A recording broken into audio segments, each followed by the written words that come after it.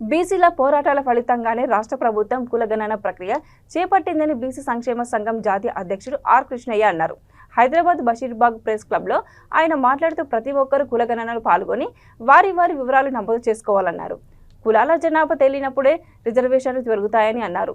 దేశ జనగణనలో కులగణన చేపట్టాలని డిమాండ్ చేస్తూ బీసీ సంక్షేమ సంఘం ఆధ్వర్యంలో ఈ నెల 25 రవీంద్ర భారతిలో బీసీల సమరబేరీ నిర్వహిస్తున్నట్లు ఆర్ కృష్ణ తెలిపారు.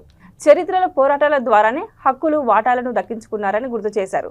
బీసీల రాజ్యాధికారం కోసం శాంతియుత పోరాటాలకు బీసీలు సిద్ధం కావాలని పిలుపునిచ్చారు.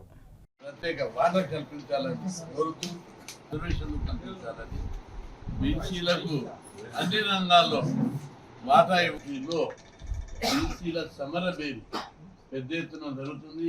ఈ సమావేశానికి ఉద్యోగం 76 ఏళ్ళు అయితే ఈ దేశం లోపల ఈ బీసీ కులాలకు ఏ రంగం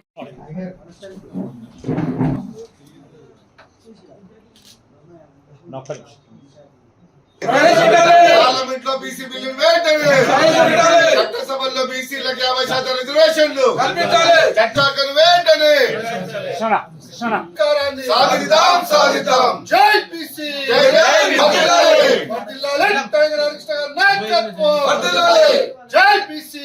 జై బీసీ ప్రోగ్రామ్ ని వెంటనే ఈ నెల 25వ తారీఖు రవీంద్ర భారతి ప్రోగ్రామ్ ని వెంటనే.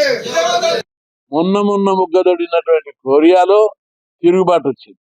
అక్కడ ప్రజలందరూ ఎప్పుడైతే తిరుగుబాటు వచ్చిందో వాళ్ళ హక్కుల కోసమైతే పోరాడినో వారికి వాటా ఈరోజు అన్ని రంగాల్లో లభిస్తుంది. ఇక్కడ భారతదేశంలో వేల సంవత్సరాల చరిత్ర నాగరికత ఉంది. కానీ ఈ వర్గాలకు అన్యాయం జరుగుతూనే ఉంది. కులం పేరు మీద, మతం పేరు మీద, వర్గం పేరు మీద, వర్ణం పేరు మీద వివక్షత చూపుతూ ఈ కులాలను దోసుకుంటుంది. అయితే బీసీ కులాల్లో ఈరోజు నాయకత్వం పెరిగింది, చైతన్యం వచ్చింది.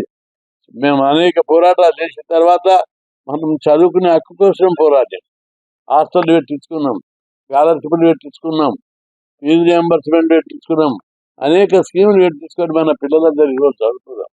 చైతన్యమైంది, ఉద్యోగాలు వస్తున్నాయి, డెవలప్మెంట్ ప్రాసెస్ స్టార్ట్ అయింది. ఇప్పుడైనా మన రంగం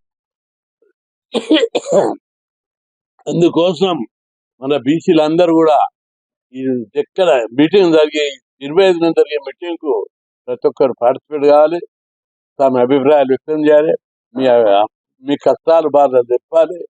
ఈరోజు మన పోరాటాల వల్ల అనేక మార్పులు సమాజంలో వస్తున్నాయి.